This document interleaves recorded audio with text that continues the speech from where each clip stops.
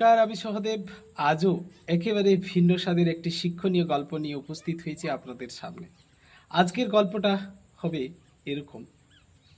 আমরা যে সকল মানুষকে খুব পাশের মনে করি, খুব কাছের মনে করি, যারা খুব আমাদের আষ্টে পিষ্টে জড়িয়ে রয়েছে, তাদের দেওয়া পরামর্শ বা তাদের দেওয়া ভরসা বা বিশ্বাস একেবারে প্রতিটি এই যে খুব গ্রহণীয় বা গ্রহণযোগ্য তা কিন্তু একেবারে নয়। সেই ভরসা এবং বিশ্বাস যদি আমরা করে প্রতিটি পদক্ষেপ নিয়ে থাকি, তাহলে অনেক সময় তার মাসুল গুনতে হয়। তাই আমাদের দূরদর্শিতা এবং বিচক্ষণতার সহিত যদি সেগুলো বিচার করতে না পারি, তাহলে কিন্তু তার পরিণতি ভয়াবহ হয়ে ওঠে। তাই একটি শিক্ষণীয় গল্পের মধ্য দিয়ে আমি আজকের এই বিষয়টি তুলে ধরার চেষ্টা করছি। একটা সুখী পরিবার বলতে পারেন, একেবারে ছোট্ট পরিবার, যে পরিবারে মা, সন্তান এবং সন্তানের বউ, একেবারে আনন্দে পরিবার, সুখী পরিবার।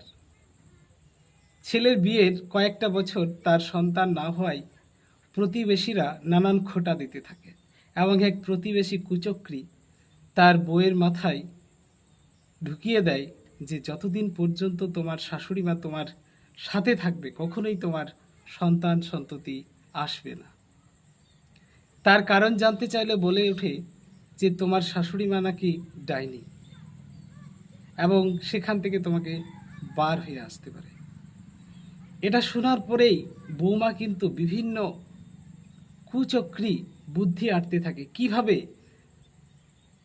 শাশুড়ির হাত থেকে তার স্বামীকে আলাদা করা যায় এবং অন্য কোনো জায়গায় গিয়ে বাস করার চিন্তা ভাবনা নিতে থাকে।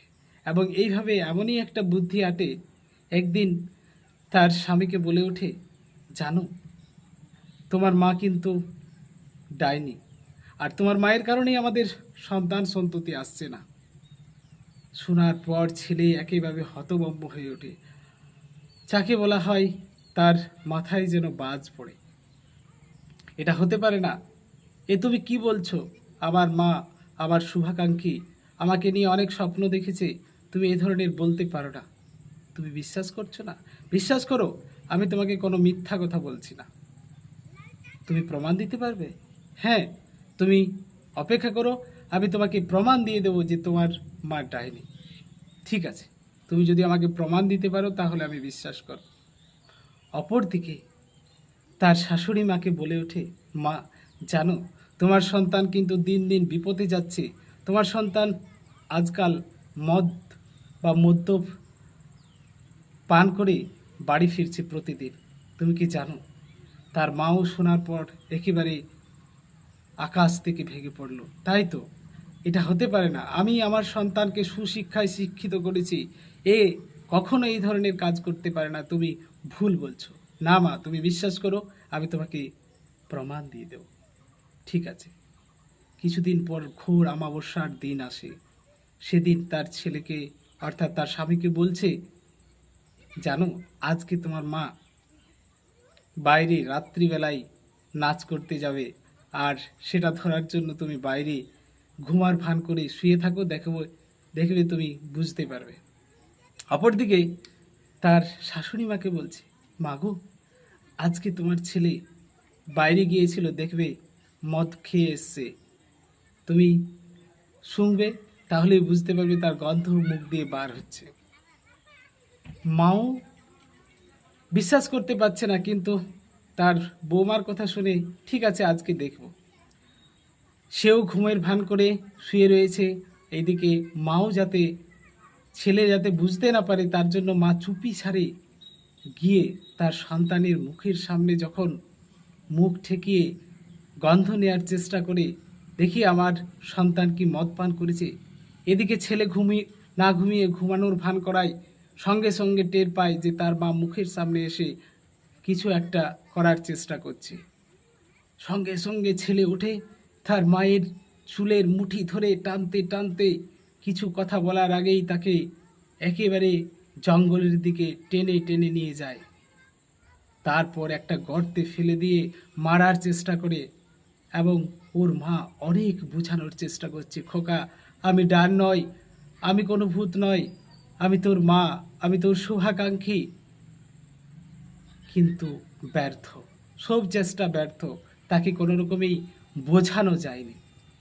এইভাবে তার মাকে যখন গভীর জঙ্গলে গর্তের মধ্যে ফেলে দিয়ে আসছিল, ভয়ে সন্তান পড়ে যায়।